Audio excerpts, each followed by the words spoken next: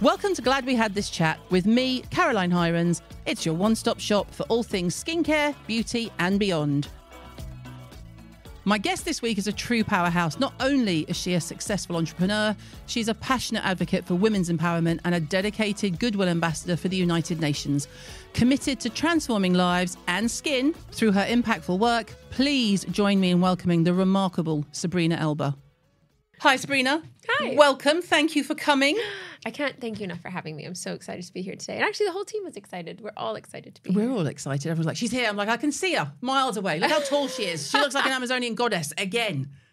I actually am very tall, aren't I? How tall are you? I'm 5'10". No, I'm 5'10". You're not 5'10". I am 5'10". There's no way you're 5'10". Should we stand up? Will the cameras catch us? Okay. Go. Look. Back to back, though, so the team can decide.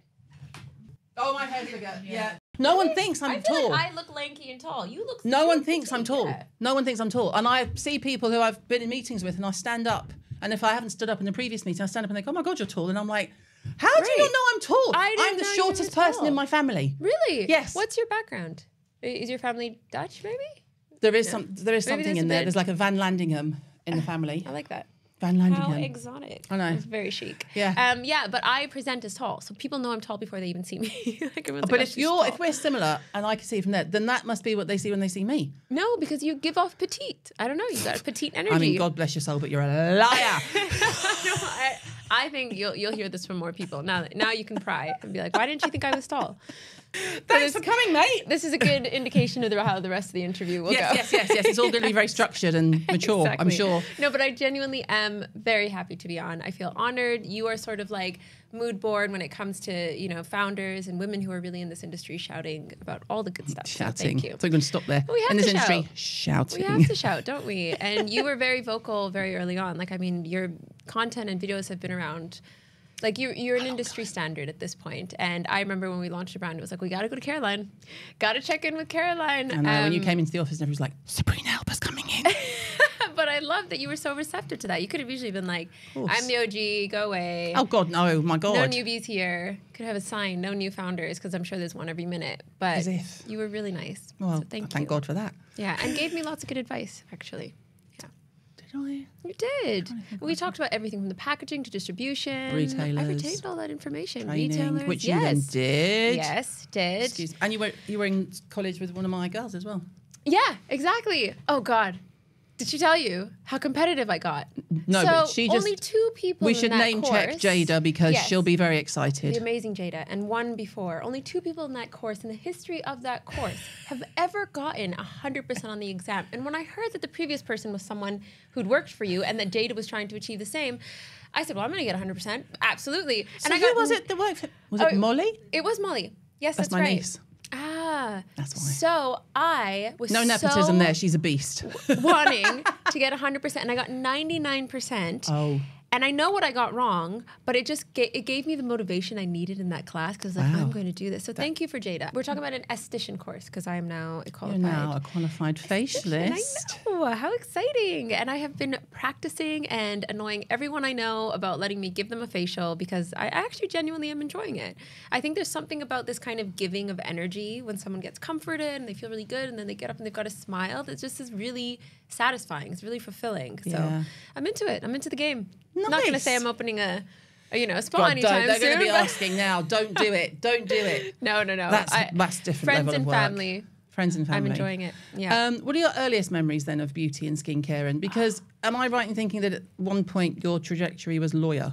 Yeah, that is right. Actually, I And feel so your mother must far be so gone. disappointed. Yeah, but how many of us immigrants say we're pre-law? Like, I think I hadn't necessarily decided that for myself. It was a bit of familial pressure and cultural pressure. And I did a philosophy major at school for the LSATs. And at the time that I had done the LSAT, And this is where? decided this is Canada. Yeah.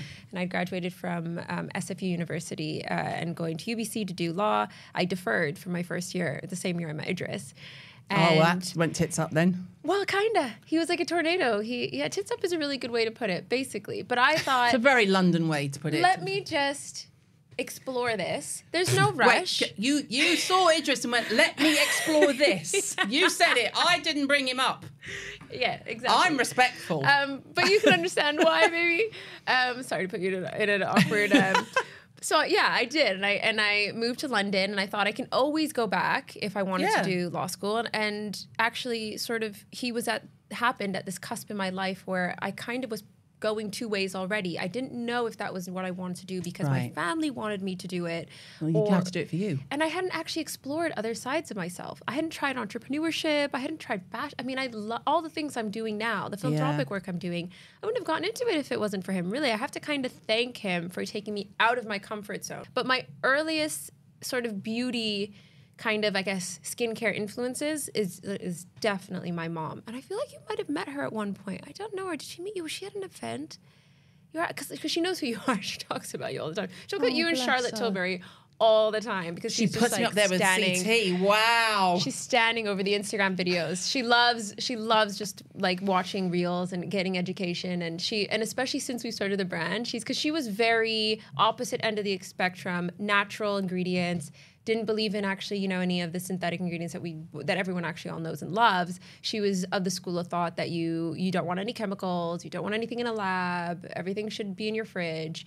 And to an extent, I appreciated the fact that she would bring in ingredients that, encompassed my heritage, and we get to have these amazing stories. Like early memories of sitting under a baobab tree, my mom putting it in our yogurt saying it's good for your skin.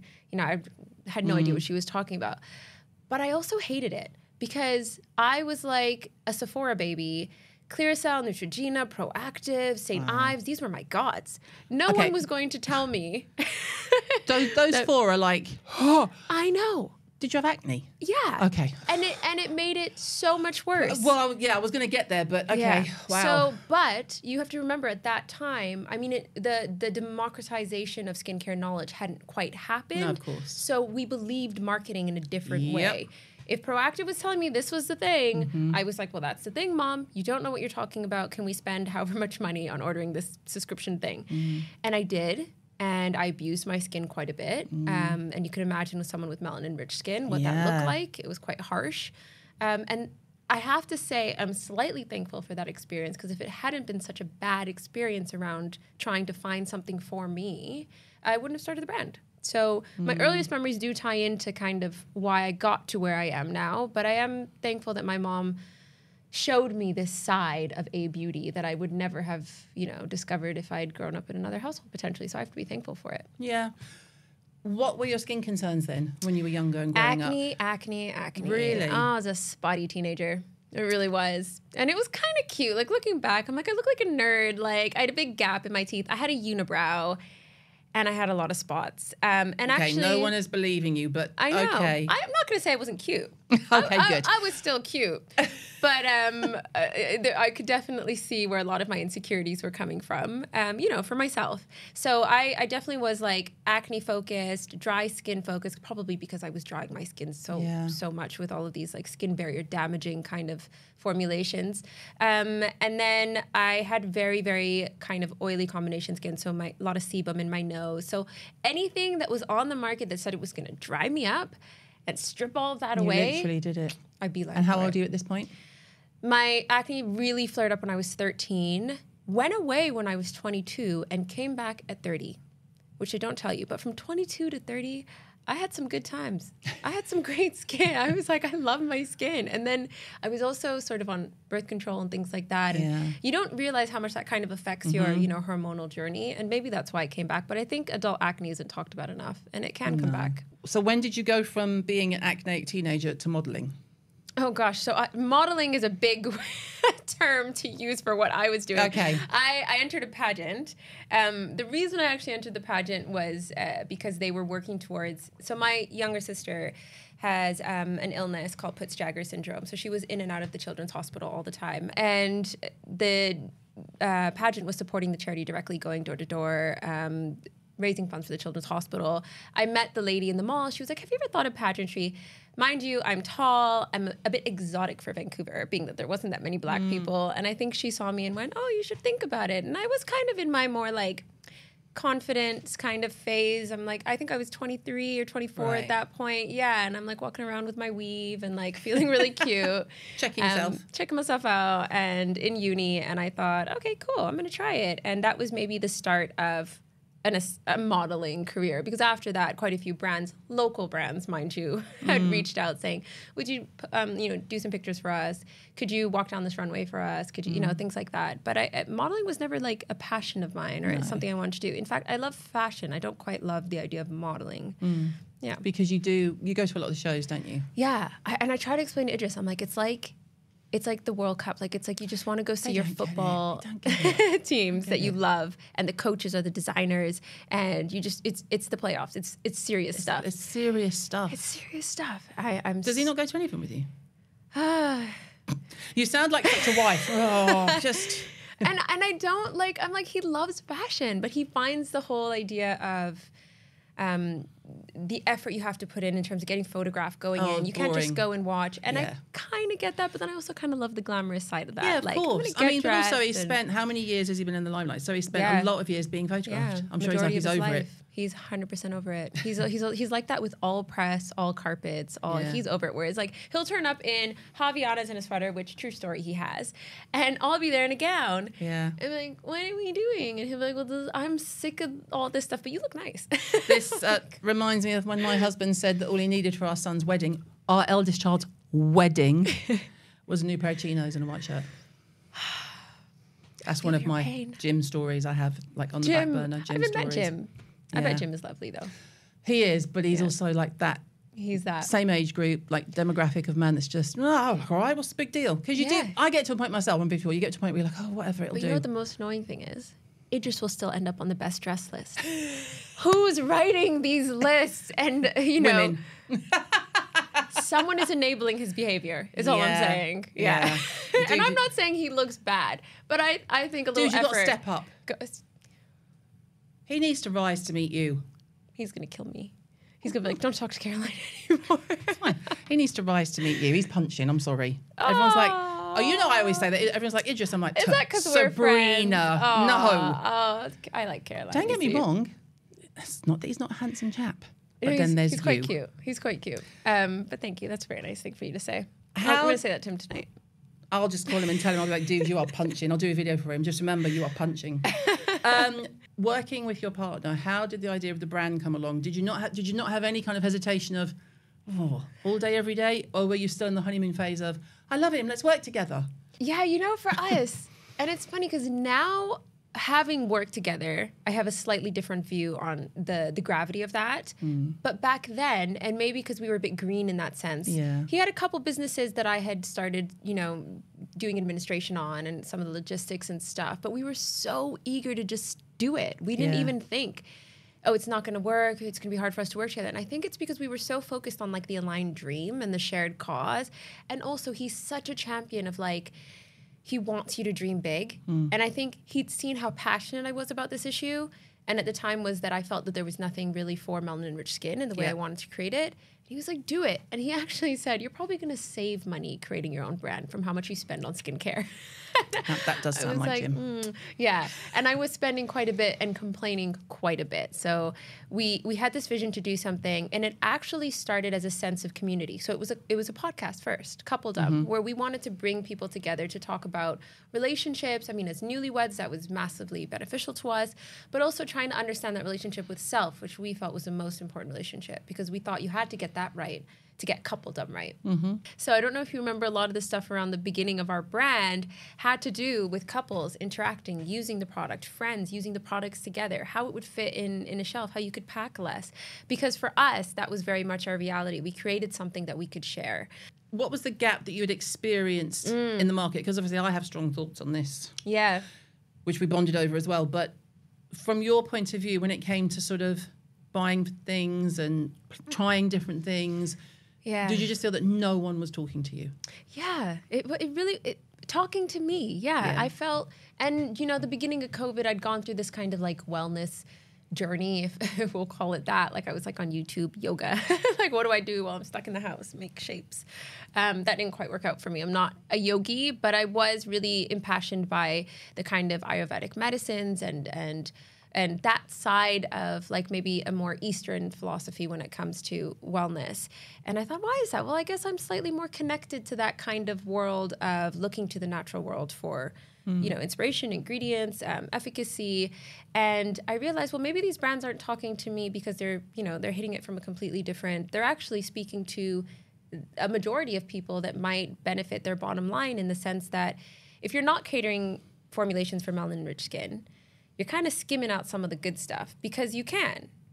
I think melanin-rich skin is more sensitive, it's drier, which can lead to inflammation, you know, and irritation, and then redness, and then hyperpigmentation, and it does need a bit of a specialized focus. You need ingredients like that we know and love, like tyrosinase inhibitors, and, you know, other sort of exfoliating actives to kind of maintain some of the issues around hyperpigmentation. You need antioxidants for the inflammation.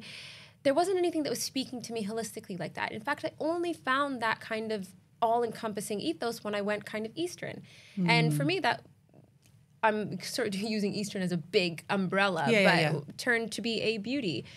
And it made me go, oh, my mom was right, because she was using amazing antioxidants. And there's a truth to that. I genuinely believe that skin barrier health is one of the most important and probably the least, at the very least, what you should be doing to maintain skin health.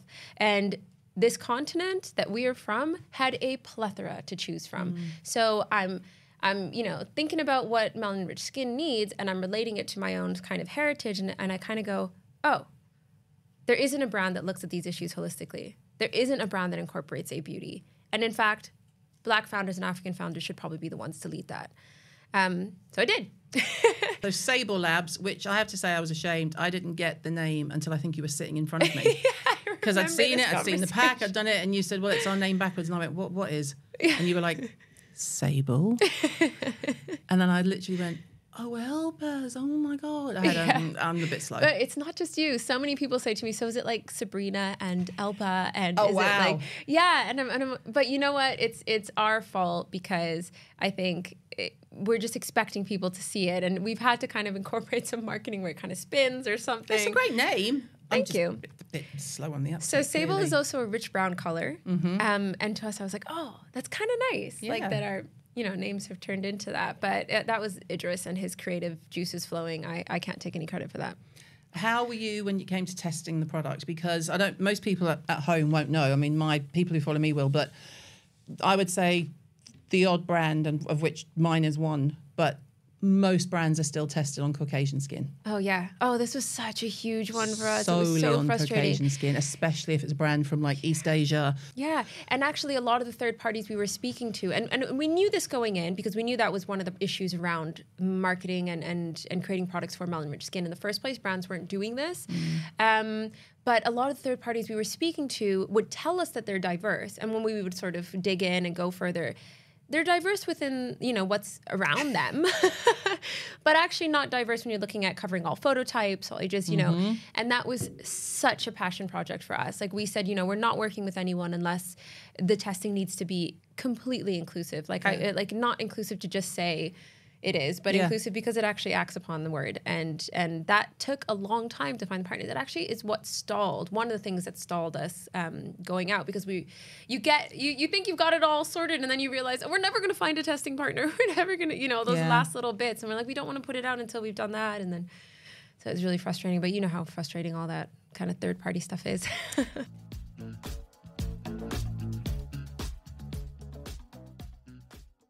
This episode is obviously brought to you by the SkinRocks app, your free-to-download ultimate guide to skincare, made by me, all in one place, with a catalogue of over 24,000 products and over 600 expertly written articles and guides with new content daily. It really is your destination for your best skin yet.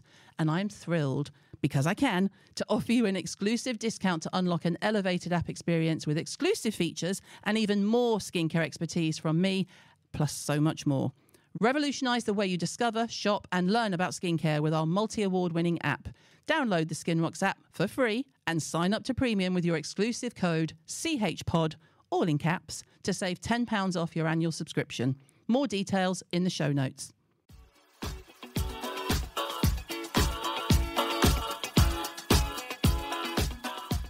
What is your current skincare routine then? If you talk us through kind of what you do, just day to day, and then any newness that might be coming our way from Sable Labs? Are there things yet that you haven't made where you're like, you're working in the background and you're desperate to get hold of it? Yeah. Or it's not quite there? Oh, yeah. NPD. I admire you and your brand's, NPD efforts, because I actually find it one of the most intimidating things to plan out as a brand, especially small brand. NPD is new product development. Yes, and looking at your pipeline, sort of how that kind of feeds in throughout your year and your next year. And I'm so thankful to have a CEO who's like, no, we cannot do it next week. No, it's not going to happen in a year. No, because if it was up to me, I'd just try and do it all at once, and it doesn't work that way, right? And there's so much kind of testing and groundwork and things that just take time, like finding the right packaging takes time, right?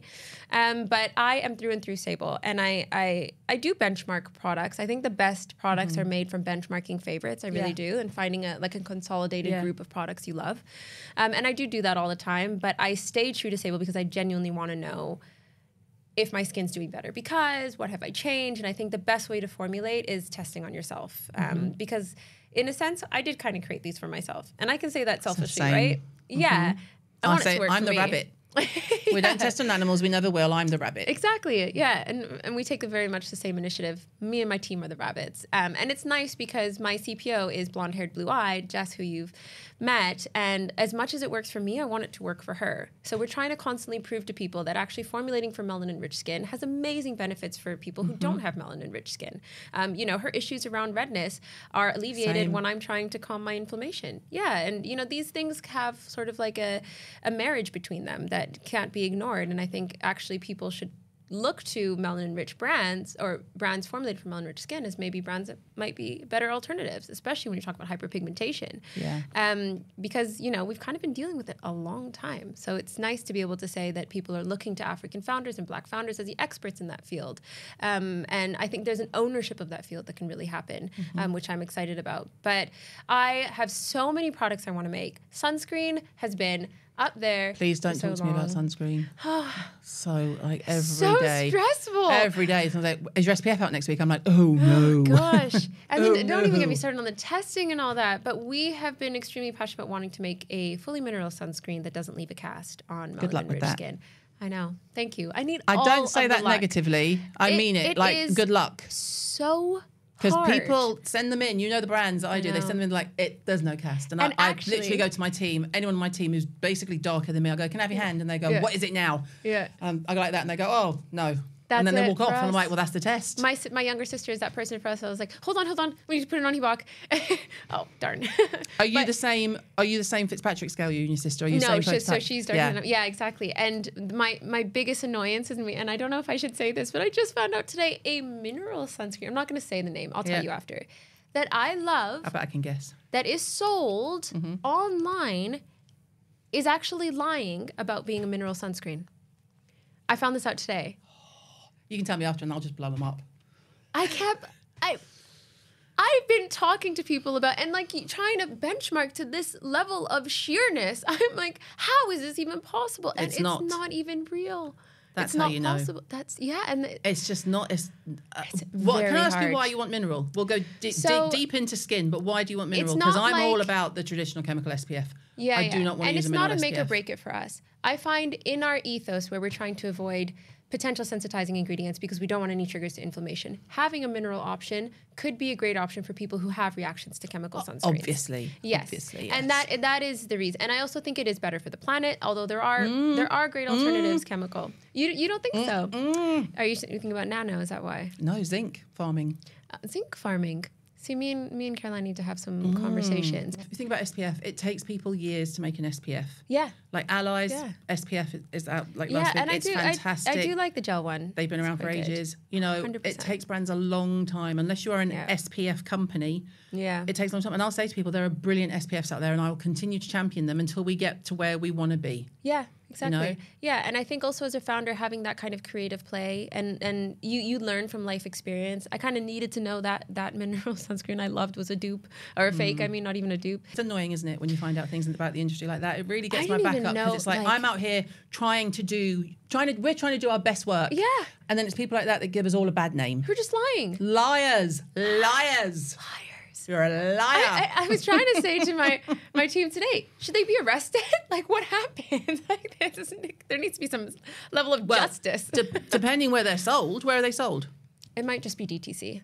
No, what country? UK. Yeah. I don't know. We'll talk about this. Yeah, we will. I need to vent. So what is your routine? We got totally sidetracked with SPF. Yes. So Cleanser, toner, mist. moisturizer, and my serum twice a day, which is my retinoid. So I'm off prescription retinoids. That, to me, Seymour New HBR, which you actually use in one of your formulations, is enough, and it's working. And, you know, maybe I'll change that in the future if we do something a bit different, but I'm in love with my routine. I'll use the micellar water in the morning, and I use a mask once a week or as a spot treatment. I do get facials quite often. So once a month, I'm doing something like a hydrofacial or something like that. I love a facial. So people always ask me, well, how do you go so long without like a physical exfoliant? Which I do find our mask actually can be a physical exfoliant. It is because I do a lot of upkeep and maintenance in terms of facials, which, you know, can be relaxing, but also a good thorough cleanse, right? For sure, if you're doing the traditional. Yeah. Where they, you know, lay down, cleanse, Yeah. bit of exfoliation, bit of a steam going on there. Please don't steam me. I'm 54 with broken veins.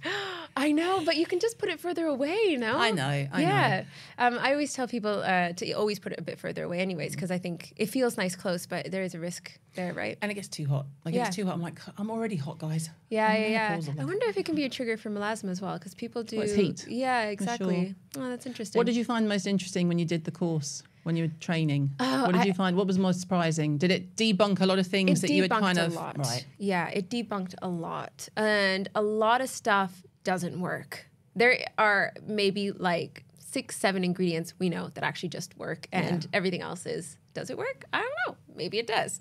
You know what I mean? But you know what? One little thing that I found really interesting was our professor said, I'm calling her professor, I love her, Carol. She said she doesn't believe milia happens through an eye cream or happens because of an eye cream. No, I don't either.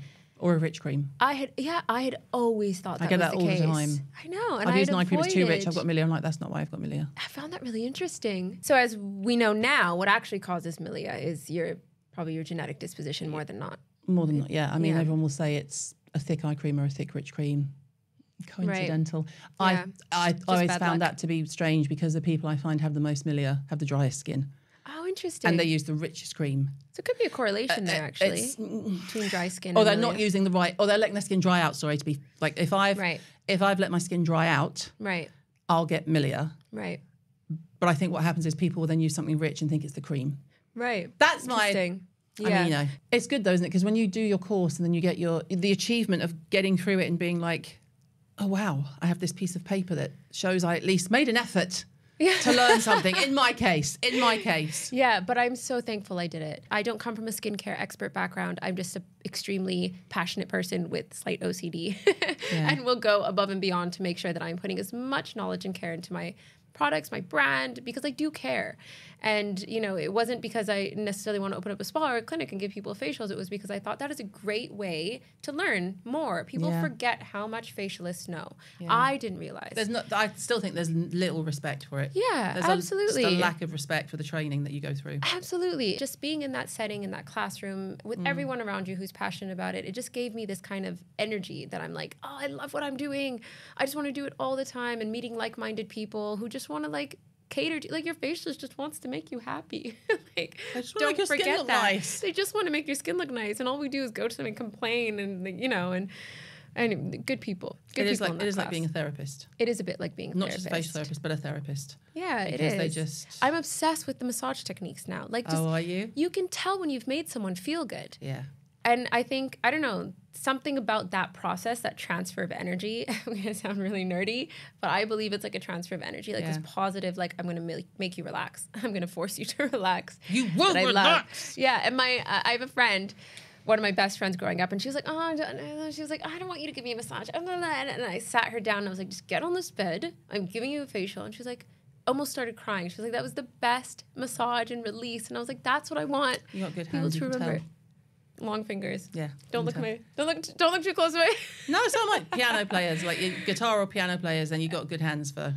Thanks. I'll give you a facial sometime. I would snore all the way through it. Oh, it's funny because people, if I don't have them that often, and when I do, they always like give me like the trainer or the head person. I'm like, I really don't.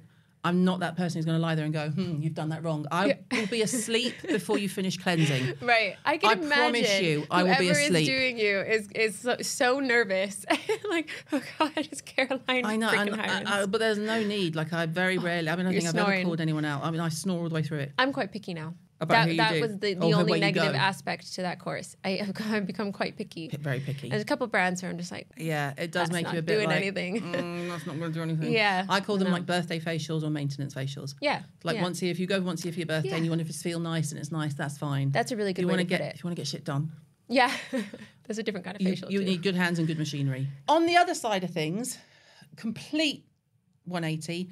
Yeah. How do you go from that? And then like lawyer, and then this, and then facials, to then working with United Nations. Oh, right. Because I saw you and I'm like, do you not do enough? I'm on your Instagram like, okay, so now she's in Africa. Oh, right, okay, so that's just Tuesday.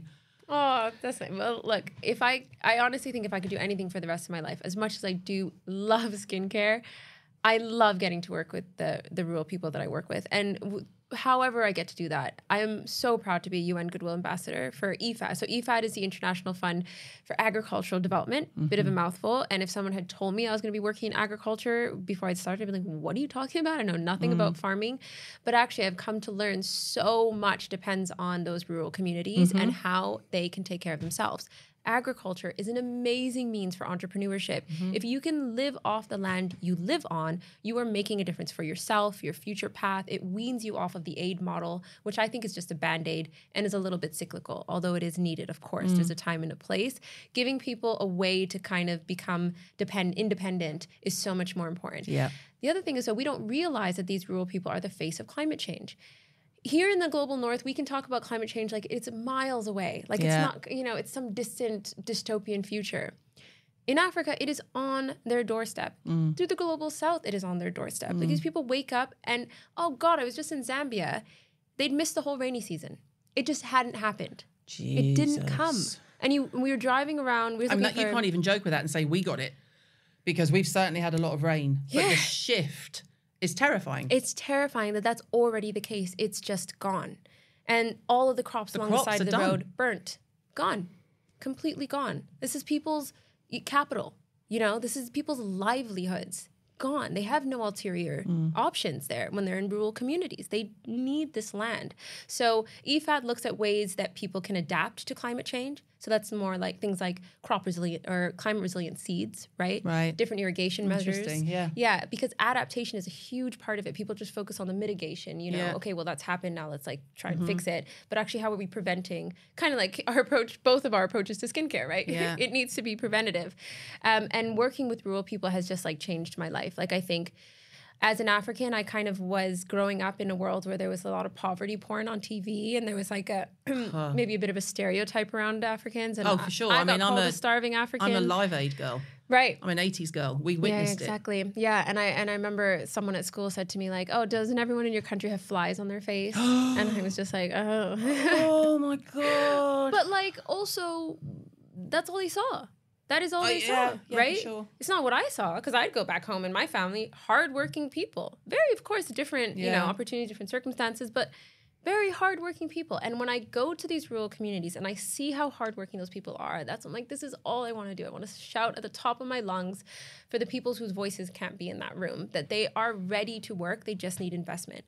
Has there been anything that you can incorporate with the brand in terms of ingredients and things and the farms that you use and that kind of thing? Have you been able to sort of, when you're sourcing? I got really lucky having that kind of background knowledge in my pocket because when we come to the point where we were formulating with the lab and we started questioning where those ingredients were coming from, it didn't take me long. It didn't take me a lot of numbers calling to find out that actually the whole sector in the beauty industry can be very abusive because it's contributing to large-scale agriculture, which can ignore, basic necessities, basic needs, basic pay for so many rural people. I mean, when you're talking about deaths in agriculture, it's because there's unsafe working conditions in these areas around ingredients like shea, which is so overused. It's in toilet paper in America, like it says, with shea. I always say that to people because I'm like, that is how much shea is used. It's almost in every formulation. Yeah.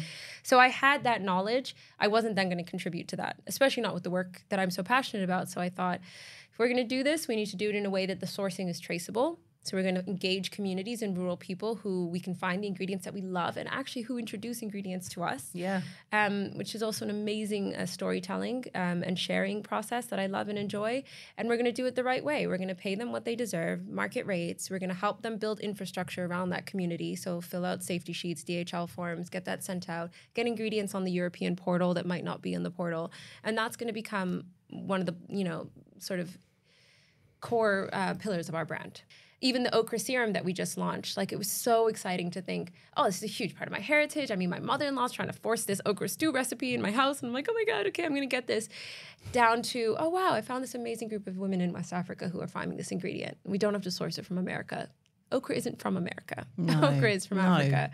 Yeah, and it's become, and sorry, I talk so much because I get really passionate about it, but I love that we get to say as a brand that we are bringing people up along with us and bringing ingredients up along with us, because those ingredients have been appropriated. Like, let's be honest. Yeah. How many people know baobab from the trees in Kenya versus how many people know baobab from Erewhon or Whole Foods? Wow. That those ingredients get stripped of their heritage. They get stripped of the beautiful faces and hands and heart that went into farming them. And they get plastered on with a label that talks about the calorie intake and put in a health food store. On a shelf. On a shelf. Call it a superfood. Yeah.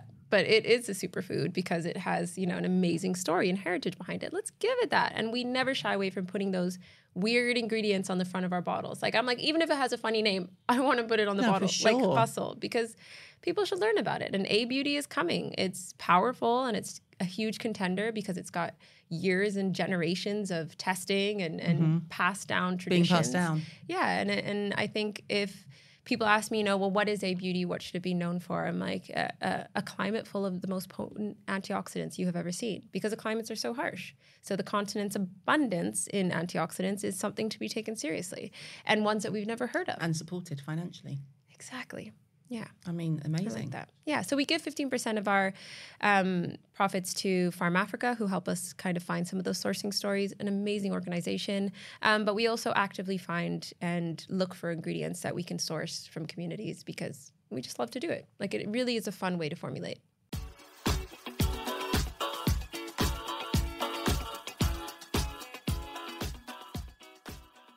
When you're looking at putting the messaging out there of the brand, and you're talking about the faces and the hands and that, are you actively aware of using anyone with a melanin-rich skin as opposed to the generic that we get?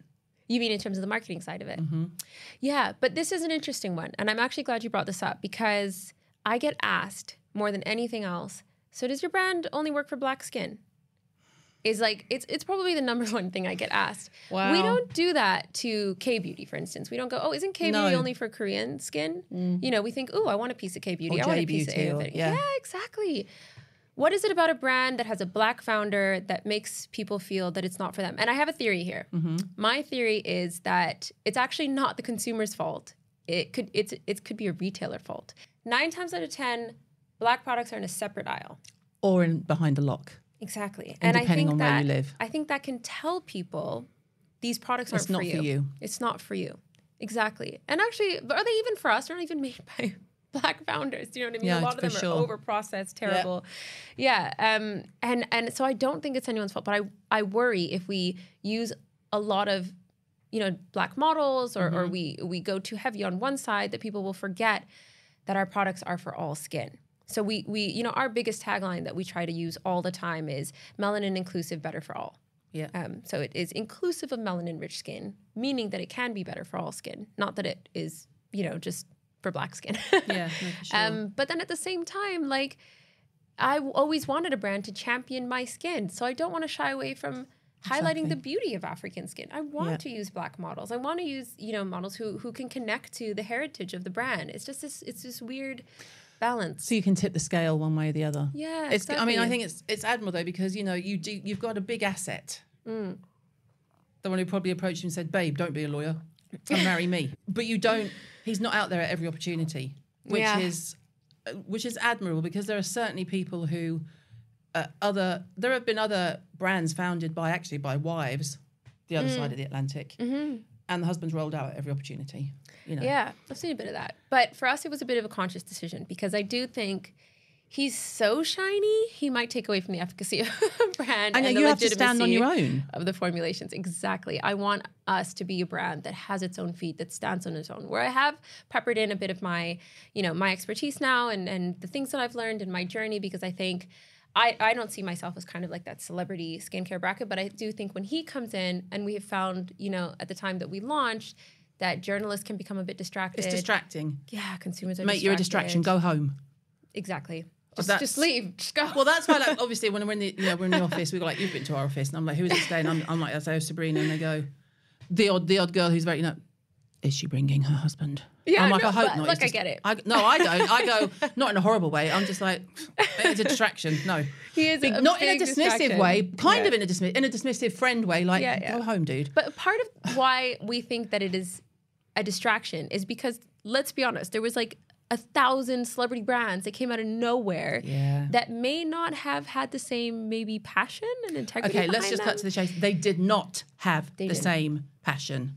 No, they didn't. They weren't curated by someone who actually had something in the forefront of their mind, like, I can support a community with this and I want it to be suitable for my family. Right. Yeah. And I actually think there was a lot of white labeling and just sort of like, faces to brands as opposed to, people who actually wanted to.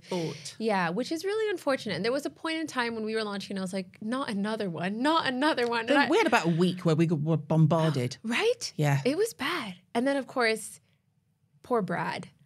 Oh, fuck Brad, I'm sorry. I can't. But I almost wanted to say, the audacity. The audacity. The audacity. It's quite bad. We are talking about Brad Pitt. I'm the one who said that. But no, he's on a first name basis for us now because we're so upset with him. Brad. Dude, at least know what you're talking about. At least pretend you use your own product. Yeah. You're insulting. Right. Show some respect.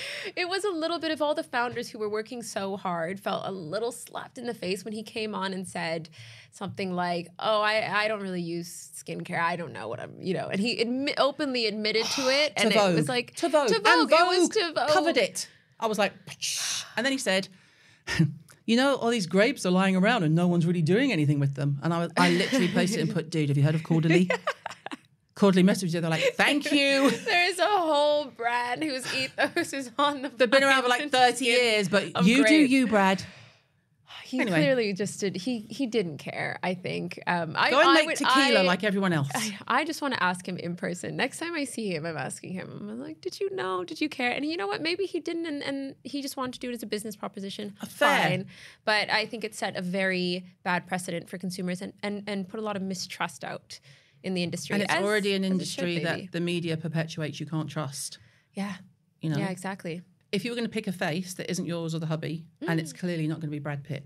Yeah. When you're making, because we have a sort of person in mind on our mood board when we're making Skin Rocks. It's like, if we could afford them, it'd be like fucking mega. Who would you be like, I would like them to be in our stable? Stable. You know who I love? Michelle Obama. Aim low, Jesus. My God. Probably never going to get her to be on I don't know. I think you got more chance than most people. No, come on. Hey, Michelle. Have you ever thought about you're not busy. You're a lawyer. You're not busy. Exactly. You're followed by one of the most accomplished and loved women on the planet. Do you think you could maybe come on over to my Instagram? No, but I think like slide into her DMs. You never know. Exactly. Maybe I should try. I just picture someone who cares for the right reasons, and to me, she kind of strikes me as someone no who offense, cares. but isn't 20. Yeah, and I say that with love.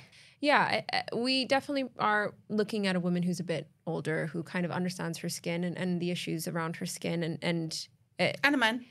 Yeah, and a man. And we are a genderless brand, and I think people forget that. So we do try and feather that out through the marketing because we don't really want to shout about it. I think most brands should be quite genderless, but we try and carry that through our marketing and messaging, so that, if it was up to me, the bottles would be pink, for instance. But there's a neutrality there that we are doing to respect sort of the eyes of all. And so it's a bit of a conscious effort. That side a lot more respect than I do. I'm like, the cleanser's going to be pink. I very much want to go. Do a limited edition. I love your pink. I know. Like, the cleanser's going to be pink. It's the best-selling colour in skincare. It's the lowest price point. I'm not stupid. It's a big seller. Boom, done. I didn't know it was the biggest selling skincare color. Interesting. Okay, if you're ever in any doubt, go into like an M&S or any John Lewis at Christmas time and just scan.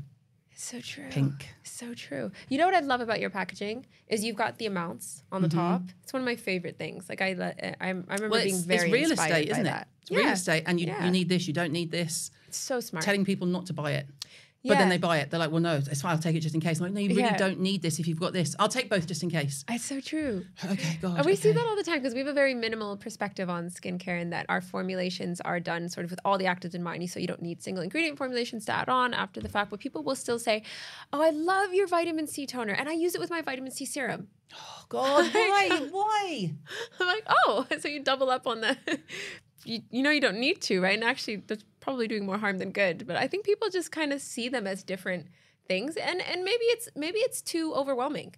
It's definitely too overwhelming. Yeah, maybe there's just too definitely much. The industry has purposely made it overwhelming, so people just buy and buy and buy. I think so, and it's us, people like us, that go to meetings with retailers and say, "There's no newness in Q3.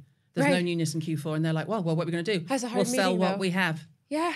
I hate those meetings. Those meetings I'm not making something for the sake of it. And I don't think people realize that retailers push brands for newness all the time. So a lot of that stuff you could be getting might not be because it's part of the brand's ethos or it's what the retailer wanted. It's what the retailer wanted. There was a time a few years ago where Sephora in the USA said they wanted to do a vitamin A retinol campaign in January, and that's why Drunk Elephant made a vitamin A. It's why Sunday Riley made a vitamin A. It's why, there's a whole list.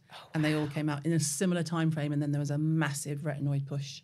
And did you find that out because one of the brands had sort Obviously. Yeah, that's so interesting to me. But you see it in color. You see it throughout the whole store. Like blush all come out at the same time.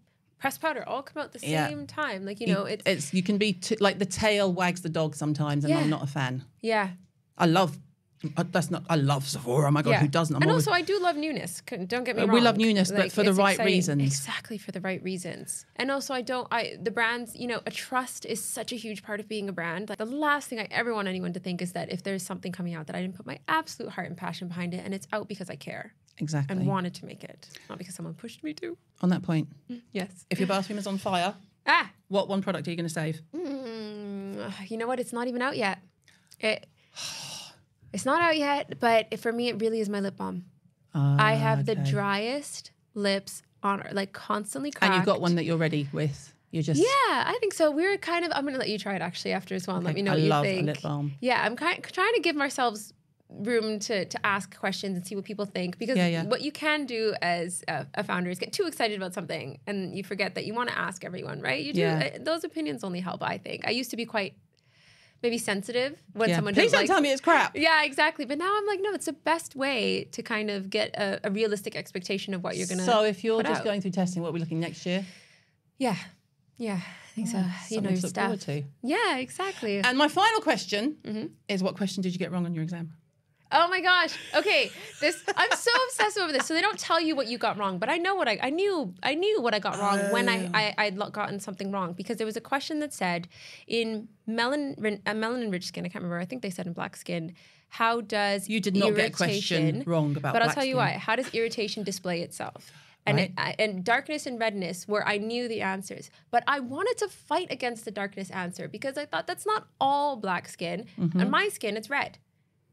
Irritation is red. So it's it just should be red. darkness slash redness. Thank you. And I said this to Carol. I said, Carol, I don't accept that question was wrong. What star sign are you? I'm a Gemini. Oh, okay, that makes sense. I reject your final exam score, actually. I got 100%, actually. So Carol actually works with us now. And I love her. Carol. We stole her. I love it. Because I was obsessed with her. And I think she was slightly off put by me, but somehow came to work for us. She was like, you were too obsessed with this stuff. Calm down. She said to me one night, she was like, just stop. Just put it away. You'll be fine. Just calm down. And I think I was like, she's right. What's okay, wrong fine. with me? Okay, I'll put it away. Slightly embarrassed because I'm also the oldest person in that class. I was the oldest person in my class. I was like, and everyone else is relaxing. They're like, oh, gone to the pub, whatever. Oh, and no, I'm like, I I can't have time to go to the pub. I've got to learn this. Now I've got to go home and I've got things to do. 500 flashcards. I'm gone. I had flashcards.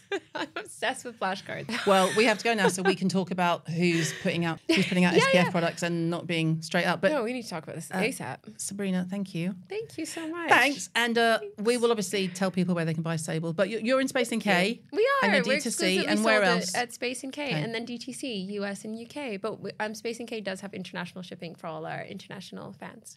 Well, thank you. Every success. We wish you every success. And to you. Thank you so much. And I'm sorry I said that your husband's a punching. guide and beacon. No, it's okay. But you totally are. That was my favorite part of the interview, actually. We're going to make us a little clip out of that and go, Dear Idris, you're punching. Exactly. Thank you. You can hear much more from our chat this Wednesday, so make sure you tune in. Send your questions to pod@carolinehirons.com. Until then, I'm glad we had this chat. New episodes are available every Monday and Wednesday. Follow or subscribe now on Apple, Spotify, or wherever you get your podcasts.